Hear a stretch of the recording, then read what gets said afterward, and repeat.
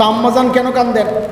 আম্মাজান কাঁদতেছেন এই ভেবে, আরে দুনিয়ায় তো আমার পরিচয় আমি আবু বকরের কন্যা, দুনিয়ায় আমার পরিচয় আমি নবীর স্ত্রী।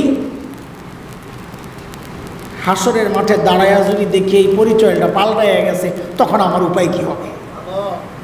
আমি কেমনে জবাব দেব?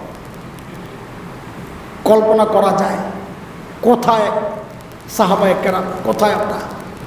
হ্যাঁ, কোনোদিন একটু ভেবেছি,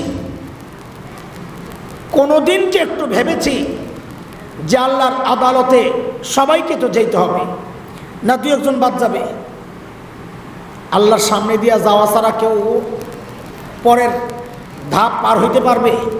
কি মনে হয় আপনাদের? এক দুইজন, কেউ না, সবার হিসাব দিয়া যাইতে হবে। কোনোদিন কি ভেবেছি যে আল্লাহর সামনে দিয়া যাওয়ার সময় যদি খালি ডাক পড়া যায়? কি ডাক?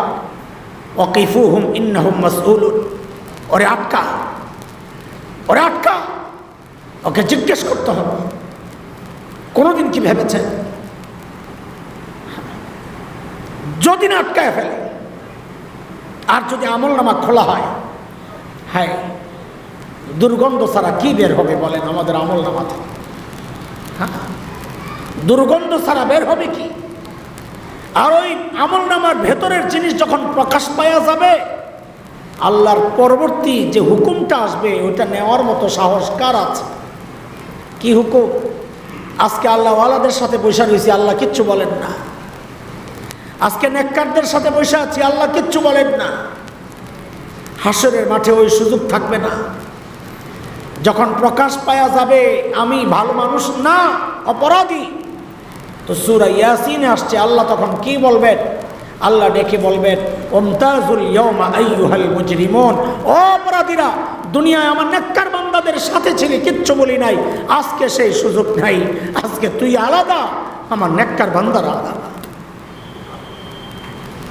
এমন একটা পরিস্থিতির মুখোমুখি হতে পারি, এই চিন্তা আসছে কোনোদিন? চিন্তা করার কথা কাদের? কান্না করার কথা কাদের? কেঁদেছেন কারা? হযরত ওমরের মতো এত বড় ব্যক্তিত্ব। আয় ওমর কত বড় মানুষ, সিরিয়ালে 3 নাম্বার, মনে আছে তো? নবীর সবচেয়ে প্রিয় যারা, তাদের সিরিয়ালে ওমর কয় নাম্বার? 1 নাম্বার আম্মা জান, 2 নাম্বার, 3 নাম্বার হযরত ওমর। একমাত্র ব্যক্তি ওমর যাকে আল্লাহর নবী আল্লাহর কাছ থেকে ভিক্ষা করে আনছেন। আল্লাহ ওমরের হেদায়েত চাই, আল্লাহ ওমরের হেদায়েত চাই।